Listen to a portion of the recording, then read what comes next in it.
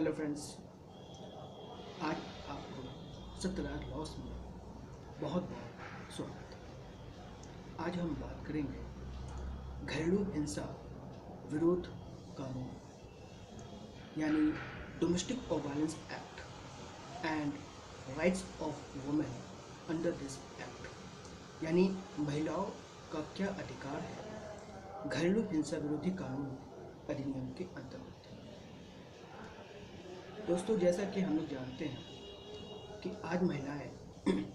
कामयाबी की बुलंदियों को छू रही हैं, हर क्षेत्र में अपनी प्रतिभा और क्षमता का लोहा मनवा रही हैं। इन सब के बावजूद उन पर होने वाले अत्याचार, प्रताड़ना, शोषण आदि में कोई कमी नहीं आई और कई बार उन्हें अपने अधिकारों के बारे में जानकारी तक नहीं होती है और चुपचाप अपने अन्याय, प्रताड़ना या शोषण को सहती जाती हैं और जीवन जीती जाती हैं। मेरा ये वीडियो के माध्यम से उन महिलाओं को जागरूक करने की छोटी सी चेष्टा है, जिससे कि वो महिलाएं बेवजह का अन्याय या प्रताड़ना न सहे और हो सके तो जो प्रताड़ित कर रहा है उसके खिलाफ अनुचित कार्रवाई करें, जिससे कि वो अपने गौरवपूर्ण जीवन को जी सके और उनके अधिकार को उनसे कोई वंचित न कर सके। तो दोस्तों, घरेलू हिंसा अधिनियम के अंतर्गत जो एक शब्द है कि घरेलू हिंसा किसे कहते हैं, तो सबसे पहले आपको बता दें कि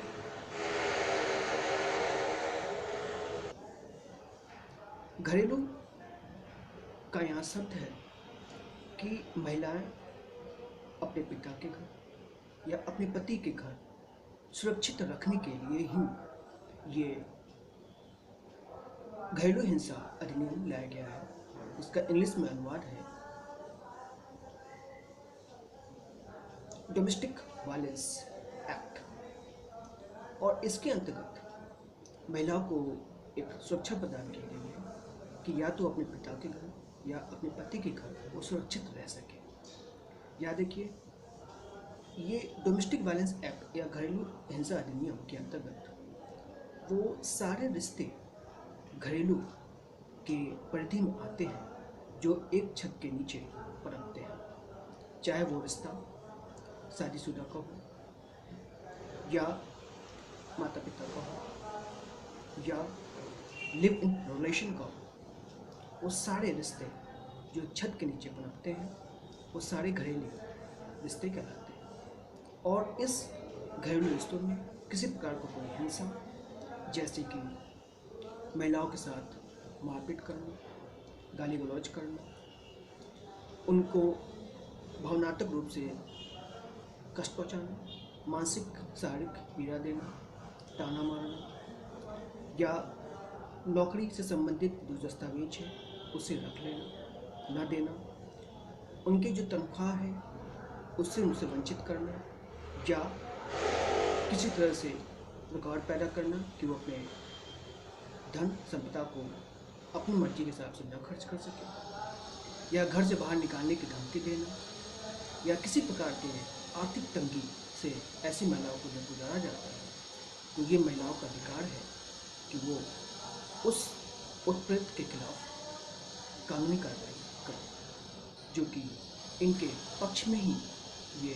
डोमेस्टिक वायलेंस एक्ट बना है। सिर्फ और सिर्फ इस प्रताड़ना को जो महिलाओं के खिलाफ होती रहती है उसको रोकने के लिए ही हमारे माननीय संसदगण पार्लियामेंट्री लॉ के द्वारा इस अधिनियम को लाए।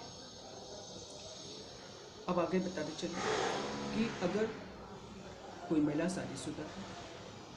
तो उनके लिए अधिकार है कि अपने साथ हो रहे अन्याय या प्रताड़ना के खिलाफ घरेलू हिंसा कानून के अंतर्गत कार्रवाई कर सकते हैं। उनके खिलाफ सीधे न्यायालय में जाकर के उनके लिए याद रखिएगा कि ऐसे प्रताड़ना के खिलाफ महिलाओं को वकील की कोई जरूरत नहीं होती है। वो चाहे तो सीधे न्यायालय में जाकर के अपना निवेदन कर सकते हैं और जो व्यक्ति जो प्रताड़ित कर रहा है उसके खिलाफ कार्रवाई कर सकते हैं और अपने अधिकार को प्राप्त कर सकते हैं। एक बात यहाँ बताते चलें कि घरेलू हिंसा अधिनियम के अंतर्गत जिस पुरुष ने महिला पर अत्याचार किया है, अन्याय किया है या शोषण कर रहा है, सिर्फ उसी के खिलाफ मुकदमा दाखिल होगा, किसी और के खिलाफ नहीं। जैसे कि एक घर के अंदर अगर उसका शादीशुदा महिला है तो उसका पति भी होगा, पति के भाई होंगे, पति के बहन होंगे और भाभी होंगे और जितने भी रिश्तेदार होंगे उनके खिलाफ ये एक्ट उनकी मदद नहीं करेगा। महिला जिससे प्रताड़ित हो रही है, जिस पुरुष के द्वारा प्रताड़ित हो रही है, सिर्फ उस पुरुष के खिलाफ ही वो कार्रवाई कर सकती हैं, किसी और सदस्य के खिलाफ नहीं। जैसा देखा गया है कि महिला कभी कभी ऐसा गलत काम कर जाती है कि कोई एक घर में सदस्य उन्हें परेशान कर रहा होता है तो पूरे घर के सदस्यों का नाम अपने कंप्लेंट में लिख देती हैं कि इन सब ने मेरे खिलाफ प्रताड़ित किया है, अन्याय किया। लेकिन डोमेस्टिक वायलेंस एक्ट के अंतर्गत आपको सिर्फ स्पेसिफिक उस पर्सन का नाम बताना होता है जिसने आप पर अन्याय किया या अत्याचार किया। आगे बताते चलें कि यदि किसी महिला की इच्छा के विरुद्ध उसके पैसे, शेयर्स, बैंक अकाउंट का इस्तेमाल किया जा रहा है, उसके पैसों का जिसमें पूरा हक है उसको उसके हक से वंचित किया जा रहा है, तो इसके लिए ग्रसित महिला अपने इस कानून का इस्तेमाल करके ऐसे को रोक सकती है और अपने हक को प्राप्त कर सकती है। इस कानून के अंतर्गत अगर घर का बंटवारा हुआ है तो महिला उस घर में रहने का अधिकार प्राप्त कर सकती है और प्रताड़ित करने वाले व्यक्ति के खिलाफ वो आदेश ले सकती है और उस घर में विधिवत शांतिपूर्ण ढंग से रह सकती है, भले ही चाहे और घर के सदस्य उनके खिलाफ क्यों न हो जाए। विवाहित होने की दशा में अगर महिला के अपने बच्चे हैं तो बच्चे की कस्टडी यानी कस्टडी ऑफ चिल्ड्रन का भी वो हक ले सकती है और किसी प्रकार का मानसिक शारीरिक प्रताड़ना हो रही है तो उसके खिलाफ मुआवजे की भी मांग वो इस अधिनियम के अंतर्गत कर सकती है। दोस्तों, महिला के लिए जो ये अधिनियम बना हुआ है इसमें section 12 of the domestic violence act के अंतर्गत ये प्रावधान किया हुआ है कि जो भी महिला ऐसे प्रताड़ना से या कष्ट से गुजर रही हैं वो इसके तहत अगर मेट्रोपॉलिटन शहर में रह रही हैं तो मेट्रोपॉलिटन मजिस्ट्रेट के यहाँ या अन्य शहरों में मजिस्ट्रेट के कोर्ट में वो सीधे शिकायत दर्ज करा सकती है। शिकायत में सुनवाई के दौरान अदालत एक प्रोटेक्शन ऑफिसर होते हैं जिनसे रिपोर्ट मांग सकता है कि ये देखें कि ये जो कंप्लेंट आया हुआ है इसमें कितनी सत्यता है और महिला जहाँ चाहे जहाँ रहती हैं वहाँ के न्यायालय पे उसके साथ घरेलू हिंसा हुई हो या फिर प्रतिवादी जहाँ रहता हो वहाँ पर शिकायत दर्ज करा सकते हैं। जो प्रोटेक्शन ऑफिसर है वो शिकायत दर्ज होने के बाद अपना इंडिपेंडेंट स्वतंत्र एक रिपोर्ट अदालत में सामने पेश करता है और प्रतिवादी को यानी कि जिसके खिलाफ महिला ने कंप्लेंट दाखिल की है उसका पक्ष सुनने के बाद अदालत अपने आदेश पारित करता है। इस दौरान अदालत महिला को उसी घर में रहने देने या फिर उसे प्रोटेक्शन देने का आदेश दे सकती है। यानी कि जब तक कार्रवाई चल रही है प्रताड़ित व्यक्ति उस महिला को न तो घर से भगा सकता है, घर से बेदखल कर सकता है और न ही जो और खर्च वहन कर रहे हैं उस खर्च से वंचित कर सकता है। हाँ, सुनवाई होने के बाद एक एक्ट के अंतर्गत अगर सुनवाई पूरी हो जाती है तो मुकदमे के निपटारे के बाद अगर प्रताड़ित व्यक्ति दोषी पाया जाता है तो उसे 1 साल तक की सजा या 20,000 रुपये तक का फाइन दिया जा सकता है।